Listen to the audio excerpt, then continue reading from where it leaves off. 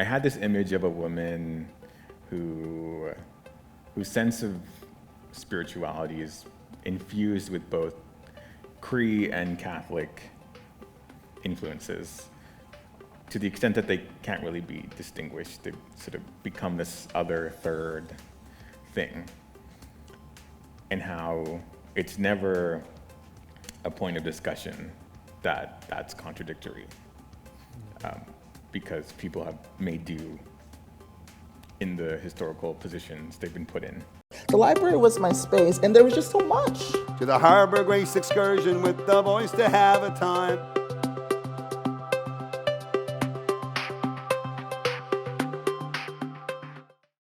Well, good evening. Good day. We are dressed the same. We didn't coordinate that. But. It's like a queer Cree professor. This is the general look. It's a read. What is that line you say? What do you call a handful of Crees? Yeah, a laughter. A laughter, yes. So hopefully we'll have some good laughs.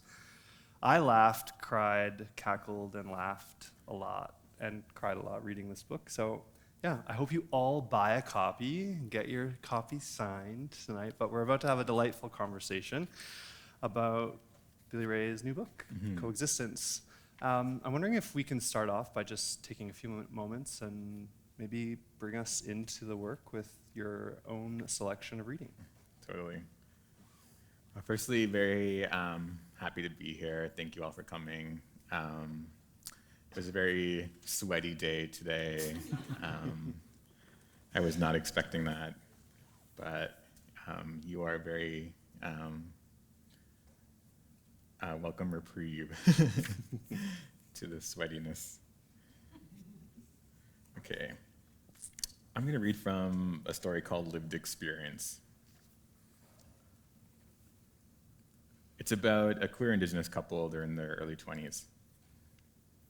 Then it's November, a time for self-reflection.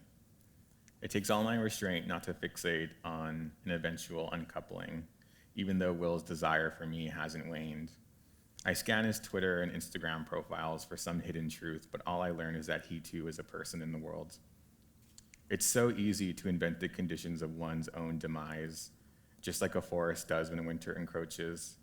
I love the trees, but I decide I don't want to be like them. Why does anyone stay with anyone else? Routine, fate, senselessness, true love, these seem like the only options. After a long day of class and studio work, Will comes over and I wilt a little when he pulls me into his chest.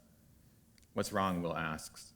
Maybe it's because I'm broke as fuck and have tons of looming deadlines, I say, but my mind's been racing today. I can't sit still or concentrate on anything. Same, he says. I'm going to have to hustle to be ready for the thesis exhibit. I thought about pulling an all-nighter at the studio tonight, but to be honest, I wanted to be with you. Now, when I picture my day, I picture you in it. I want to sob, but I don't want to add to my air of psychic instability. Instead, I say, that's literally the nicest thing anyone's ever said to me.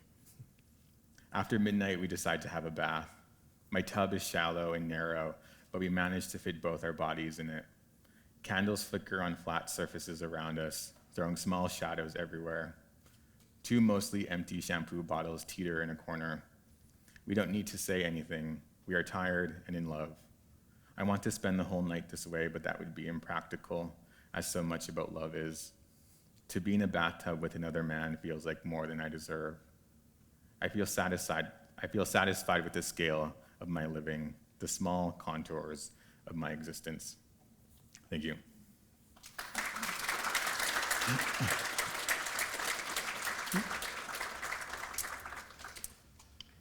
So, Coexistence stories. Congratulations! Thank you. Out today. You're getting it fresh. It's your 5th book, and it's your 5th book in what has been a series of field-defining, in some contexts, redefining contributions to literature from and across Turtle Island. It includes poetry, essays, novels, among many other contributions, academic and otherwise. And with Coexistence, it's your first collection of short stories. I'm curious what inspired you to move towards this kind of approach, this format, and maybe what do you hope to achieve in these short stories that is connected to or extends beyond the work you've done so far? Yeah. So there are a few reasons. The first, a practical one, was that I had a book deal, and I had to write a book in 2 years, and so short stories felt manageable with that kind of time frame. Secondly, was that I had the initial idea to write a novel about those two characters. Their names are Tom and Will, and I wrote the first story, which became Lived Experience, which is about 30 pages, and I thought, once I had finished those 30 pages, that I had said most of what I wanted to say. And so a novel felt unnecessary. And so I put those characters aside, thought about what other characters could populate a similar world. And I was still thinking about one of the characters from my novel who makes an appearance in the short story collection. And then I had this like multiverse of Cree men and Cree women, and I saw where their lives intersected and where they didn't, and the short story collection made the most sense to me as a place to put them in proximity to each other without having to think all the time about plot or causation. But what I learned writing these stories is that there's a certain pressure that the short form requires of me that I was used to from writing poetry. So when I'm working on a poem, I'll spend, if I can, like an entire day just sort of working through it. And I'll stop when I feel like I have something that I could move on from or that I could eventually go back to. And I did the same, my process was the same for these stories. I would spend, 2 to 3 days. I don't have many hobbies. And in the summer when I'm not teaching, I have a lot of downtime. So I was working on these, I'd spend like 2 to 3 days doing only that, and then move on. And, through that rhythm, the book came into being. Now that I know you don't have many hobbies, apart from reading and writing, what are your hobbies? We'll save it for later. In this book, you take us through these incredibly poignant stories, and you take us all over the world. You take us to Europe, you take us to Edmonton, Vancouver, Toronto, you take us from boreal forests, northern reserves, lakes, universities, galleries, the kitchen tables of aunties and kukums. You take us to former housing of residential school staff, to living rooms and bedrooms of queers and sometimes queer folks. And as diverse as they are, there's important connections between each of these stories. And you name the book Coexistence. I'm wondering why. Yeah. Well, there's a line in one of the stories where it's about a poetry professor, a sad poetry professor. Not me, because this guy's 40 years old, so that's like my, just put Closer it out to my there. age. It's not autobiographical. But there's a line in there where he's, talking to his students, and he says something like, to be a poet, you have to believe in the coexistence of some contradicting truths. And so I was thinking about that line. I was thinking also about just the difficult work of living with each other, the way that people make each other's lives more possible. I think literature often has that effect. At least it did for me as a youngster. And, in my downtime, I do think about, the ways that even the most fleeting encounters with men, sometimes men that don't even know their names, that those small encounters, which made my life more possible, added up over time. And those all seem like ways that we coexist with each other. And of course, I was talking to one of my friends and a fellow writer, Sarang Yangzeng Lama. She blurbed the book, and she was telling me that the title just felt evident to her, because that's really where we're at, coexisting with history, confronting, the atrocities of the 20th century the 21st century as well, living with it in ways that don't diminish its violence, but rather enable us to build otherwise, build differently, imagine differently. You open the book with what is living with contradictions for many people, with a conversation about religion, or at least a nod to the role of religion and spirituality in the lives of Indigenous people. Throughout the book, from a confessional booth to a local medium offering some pop psych, and like cliches, healing as they may be about the ancestors, you kind of trouble at least some of the ways that these things get reflected upon in some contexts. And for example, there's one story where like a university-educated son has an ethical objection to staying in a house formerly occupied and perhaps haunted by nuns who taught at a residential school, while the Cree mom, has smudged the place and lives there now, without a worry. And as I read it, your story kind of contrasts with the flattening of our relationships to these ideas. I'm wondering actually if you could just give us the first paragraph of one woman's memories. I'm going to ask you about that specifically. Just the opening paragraph until the past. There are 3 portraits of Jesus in Louise's home. In all of them, Jesus' gaze is both sincere and unspecific. It evokes whatever the onlooker needs it to, but always with deep seriousness. Today, his gaze reflects Louise's somberness. Because it feels good to have one's emotions acknowledged without judgment, she hasn't taken down the portraits. Jesus represents for her a force in the world that nourishes like motherhood. To be a mother is to represent for someone else life as an abstract quality.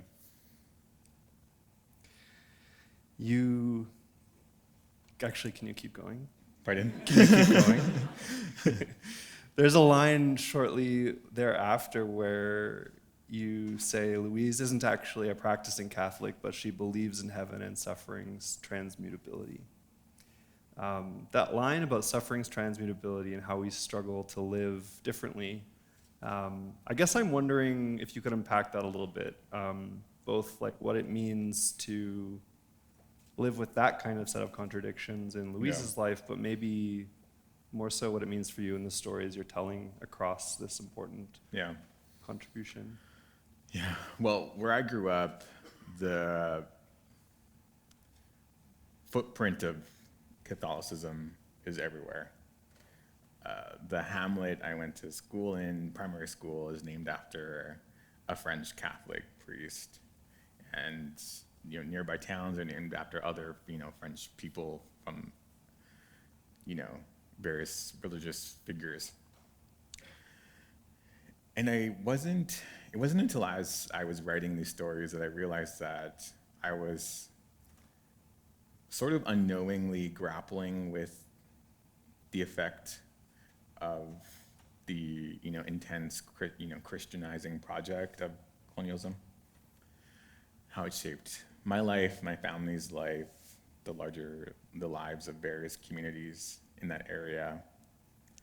And I had this image of a woman whose sense of spirituality is infused with both Cree and Catholic influences, to the extent that they can't really be distinguished. They sort of become this other third thing, and how it's never a point of discussion that that's contradictory, because people have made do in the historical positions they've been put in. But I also wanted to not turn away from the dispossessive force of Catholicism in Northern Alberta, how religion moves in at the same time as westward expansion, like it all comes in sort of a totalizing way. I mean, it's difficult to try to portray,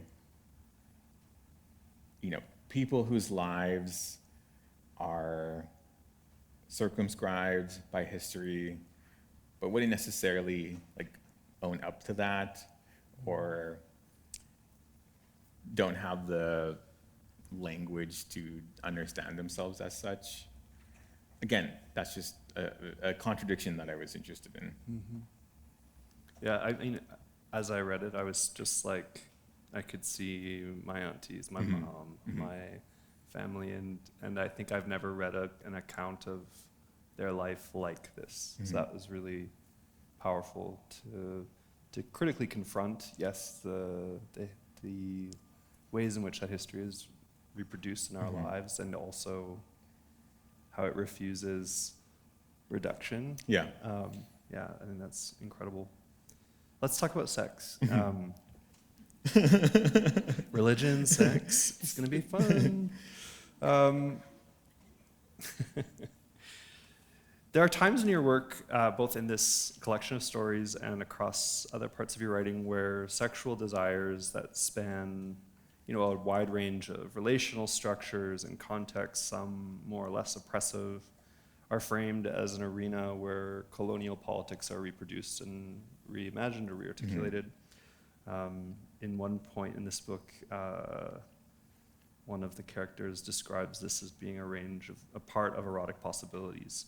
And it's interesting because there are times when your characters are made to feel immense grief or shame in these expressions and experiences of sexuality. For example, in Lived Experience, Tom, while talking about apps and a hookup with a settler, expresses that shame is a flickering streetlight in the middle of the night, and shame has turned me into a flickering man in the middle of my own life. Mm-hmm. I'm curious about, because in Indigenous literary studies, there's this incredible, and in your own work, you've written against the sort of preoccupation with queer Indigenous trauma, and yet you're writing about an experience that some might misunderstand as damage, or Mm-hmm. might misunderstand as a focus on pain. How do you disentangle the two, or what do you see as distinct there? Yeah. I think I did. I think I put it this way in relation to my novel, which is that a traumatic event or something difficult in one's life is never the central focus of the work. I'm often more interested in how people survive, how they insist on their flourishing in the face of trauma or oppression. But in this story, Lived Experience, it opens with this scene of that amounts to some kind of shame. And I was thinking about, no one really prepares you, like when you're newly out and you've logged on to Grindr for the first time. No one really prepares you for those experiences that you have, that you, in the middle of them, or even before they happen, you realize you don't want to be a part of it, but you persist anyways. Mm-hmm. And so that's what's happening in that story. And it's a bit of a turning point for the character, because he realizes that, he desires specific kinds of relationships that aren't being provided for him.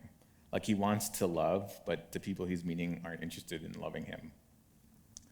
And then that sort of becomes the catalyst for the rest of the story, which is more of like a wish fulfillment,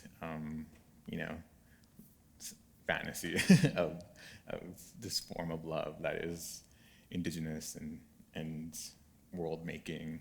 Mm-hmm.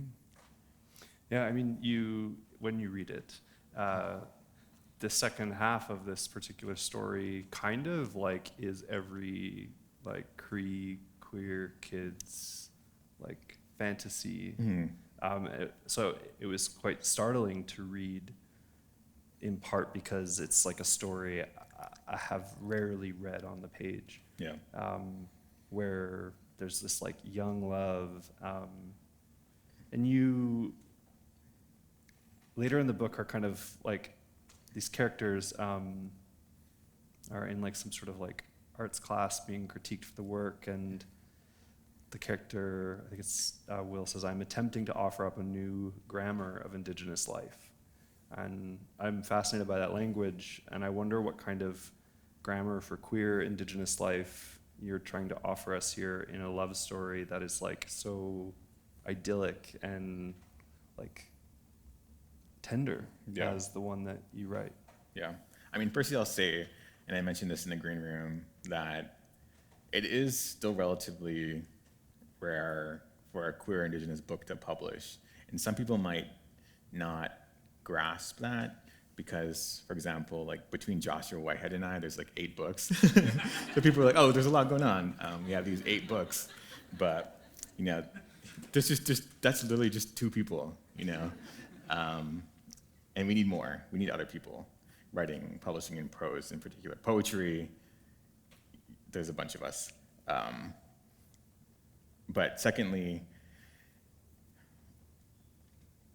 so, you know, as a young queer Indigenous person, I guess I'll speak from my own, you know, point of view. When I was reading or consuming queer media, it wasn't necessarily my own life I wanted reflected back to me, partly because there was never any kind of indication that that's something I would be afforded.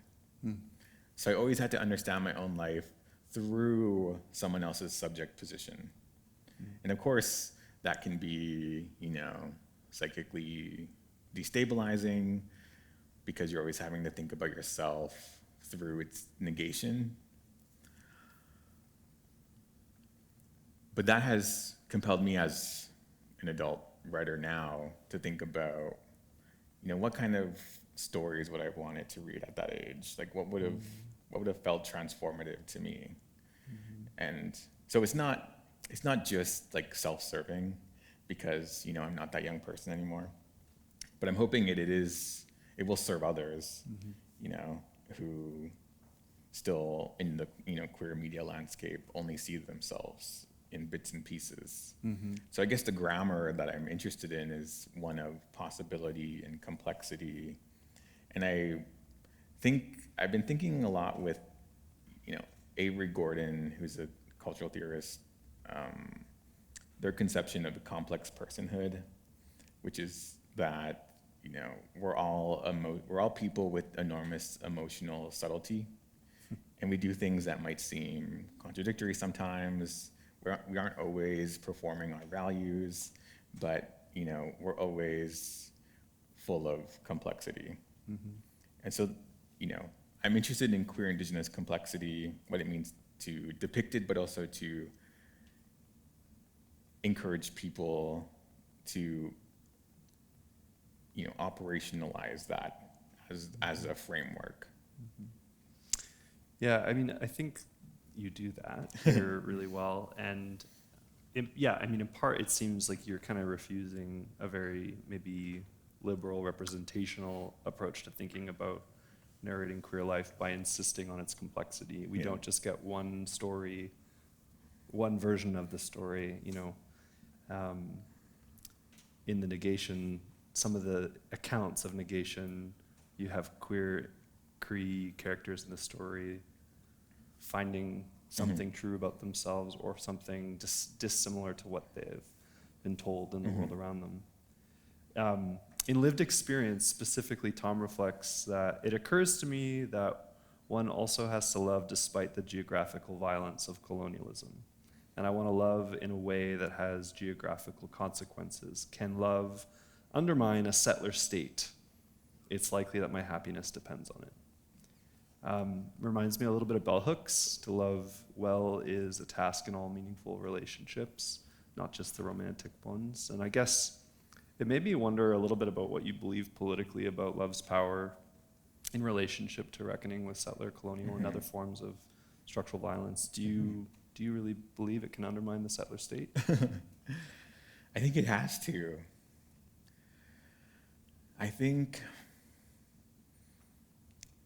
well, there's so many ways that we are encouraged to not love ourselves as Indigenous people, and also to not love one another as Indigenous people, both platonically and romantically.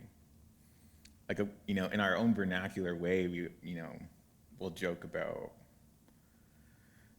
res relationships or whatever. And I have a friend, I basically just paraphrase my friend in the book, where a character says that, Indigenous love is the most chaotic form of love.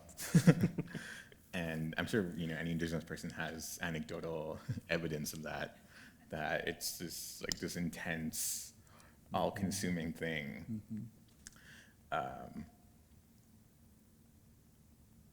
But I think it is because precisely of the history that we've been born into. And if colonialism is both, of course, the theft of land, and also the attempt to eradicate Indigenous people and Indigenous ways of being, it makes sense to me that love, capaciously understood, is a way to safeguard our ways of being in our bodies, and to make our bodies inhabit the world, especially when the world is, not meant, to be easily habitable for us. Yeah. Yeah. It reminds me of an extraordinary classic entitled "I Douche While Kesha Praying Plays from My iPhone on Repeat," which, if you're unfamiliar, is also written by one Billy Ray Belcourt. One of the lines from that poem is, "What I want from love is what I want from revolution." Yeah, I think you're describing a very revolutionary love as method, and yeah, it's medicine for the time. Yeah. I will say about that poem, I wrote it after, breaking up with this Australian guy I was dating. Fucking Australians, It's always an Australian guy No. who's here on a visa, working at a summer camp. And I mean, I was like so young and in love that I was like, I'll go back to Australia. I'll do a PhD at the University of Melbourne. I don't know. But, he was just like not a good, just didn't love me. And so I was in my feelings, listening to Kesha and back on Grindr and all that. But, I've later reflected on that relationship as one of those moments in my life where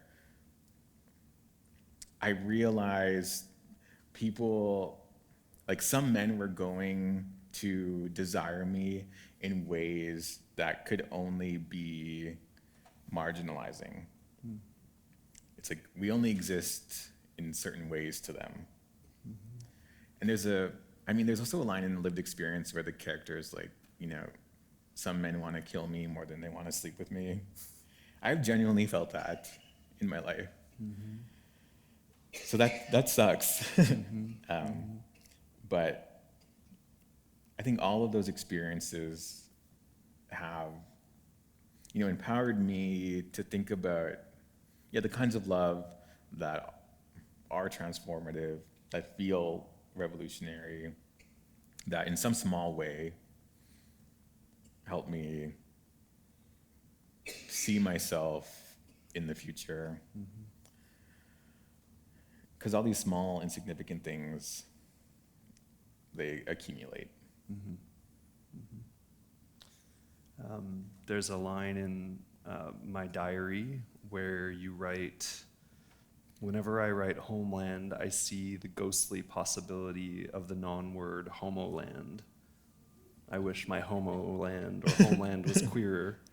I relate to that. We both are from the prairies, different parts of the great Cree diaspora. And yeah, I know that working in First Nations with Indigenous queer young people, that is the crucible of very much the struggle to stay alive. You tell in that story a story of a grieving son returning home, reconnecting with a long-lost lover, T. And it's all sort of juxtaposed against the climate crisis, the disappearance of the boreal forests in northern Alberta. And you talk about the possibilities of sexual connection.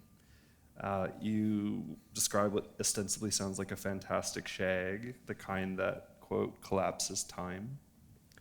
And your protagonist says, I can see the shape of everything around me, this after sex.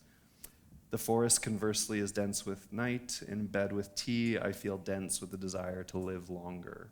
If nothing else, I know that it is rare to feel as desperate to see what the future holds as I do now, as I did after the first time he and I had sex. I didn't realize I had a degree of desperation in me. It's a relief. I mean, this is gorgeous, gorgeous and terrifying. The stakes of queer desire are really not messing around. I guess I want to hear more about what you think about what sex and desire, queer desire, Indigenous queer desire, offers us in terms of the possibilities of like staying alive. Yeah. I mean, I will say, growing up, there were like no queer people around me. And I had one, openly gay cousin, and he was openly gay because he had, no choice. He was just, classically flamboyant. And, God bless his soul. But I think things are changing nowadays. Like, I was talking to my sister on the phone the other day, and she's a mostly heterosexual woman, and she was like, yes, queen, slay. And then I didn't say anything that, necessitated that response, but that just suggests to me, nor am I a queen necessarily, but Queen of Alberta. yeah, I don't know. But that suggests to me that, pop culture and whatnot is so infused everywhere. But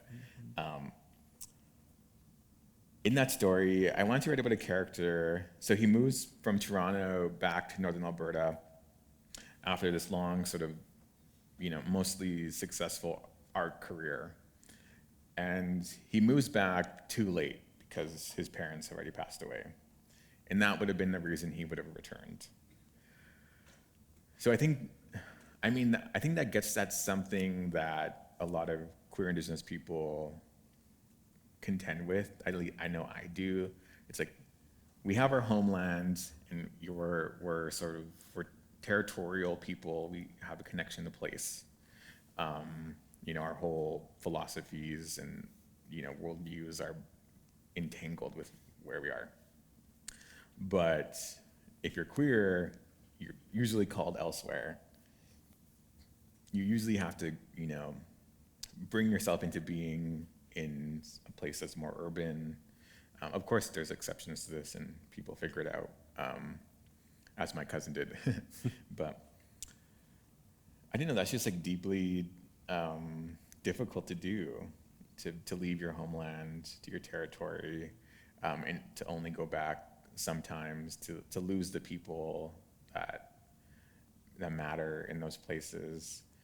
And this character thinks that there's nothing erotic about northern Alberta, in that he's never really thought of it that way. And then then this guy arrives and from his past, and I don't know, I guess it was my attempt at being like, even these places that we have come to think of as non-queer, homophobic, transphobic spaces still make something of our queer and trans lives possible. And you don't confine that possibility just to like queer love in this sense. I mean, there's a story between Jack and Lucy, and what I think I would say like is an ode to Indigenous fathers. This like beautiful line that says, Lucy's love opened space inside his mind for different memories. That was how love changed people. It made you want to give yourself over to new pasts, to future emotional histories. It made you ache to be alive. I mean, yeah, this makes the prairies sound like a place of possibility. Yeah. I mean, I will say that story is also, so it's a heterosexual love story. And I didn't realize till afterwards that there's no like graphic sex scene in that story, and yet all the other like queer stories are incredibly graphic. And I was like, oh, I didn't even figure out how to, write a graphic heterosexual sex scene. That's my failing. I own up to that. And maybe in the future I'll go there. But yeah, the main question about fatherhood. Yeah, I mean, again, it's like, there's a line in that story that's like, the character's like, I only understood Native fatherhood through its absence. Like I knew it as the shape of what I didn't receive. So this character is trying to like turn the tide, generational pattern, and be a good father. The question of how to be a good father, how to be a good Native father, I think is a huge one. And this story was my small attempt at providing some kind of answer. It made you ache to be alive. Yeah, I felt that reading it. And the like call to be and to live in a way that holds that kind of generative possibility in the lives of people in my life. In Literary Festival, you tell a story about a depressed poet on tour in a small prairie city. So no shade to Medicine Hat, but we were discussing which prairie city it was. Don't say which one, by the way. And I won't say which one it was. I don't want to get in trouble. But at one point in this story, while presenting to his prairie audience, he explains that poetry is not merely a method of self-reflection, but a tool for collective struggle. And later, the same poet confesses to the reader that over a mere livelihood, poetry has also enabled him to quite, like, literally stay alive. In a time when we see the targeting of Palestinian poets, when we see the kinds of multiple scales of genocidal violence live streamed to the phones in our pockets, I'm curious what you believe the kind of, what role creative practice, poetry, these stories, your work, does to resist death and make possible life in our time, not only, in Northern Alberta or in the lives of queer Indigenous people, but in Gaza. Yeah. Well, when I teach poetry, I always start with Audre Lorde's Poetry is Not a Luxury, which is, and I mentioned that in the notes, that line or that moment in that story is a reference to that essay in which Audre Lorde is making a case for poetry as the way, in her case, Black women insist on their freedom, insist on their ability to live in excess of violence. And it seems urgent to me that we foreground that conception of poetry because, as you've said, there's so many living structures, that's what Audre Lorde calls them, living structures that inhibit freedom for, oppressed people across the globe. And so we, with poetry, can anchor ourselves to other ways of being that make freedom possible. Whenever I think of poetry and freedom, I always think about Dionne Brand. And in my memoir, I cite two lines of her poems where I bring them together. There's one that's like, they hate our freedom, and then only freedom matters. They hate our freedom, so only freedom matters. And feel like I'm constantly thinking about poetry as a tool for collective struggle, because we also exist in a literary culture that has essentially written off that tradition of poetry and of writing more generally. And I think that's because, well, a whole host of reasons, but, you know, like, we are descendants of people who were not expected to survive. Poetry, you know, writing literature, you know, Dion Millian has this great, you know, essay about how Native women, you know, turn to fiction, to autobiography, in order to create a new language, because there was no kind of space, public or otherwise, for them to describe their experiences. So, yeah, we have to hold on to that tradition of poetry as, you know, one of the ways that we insist on our freedom.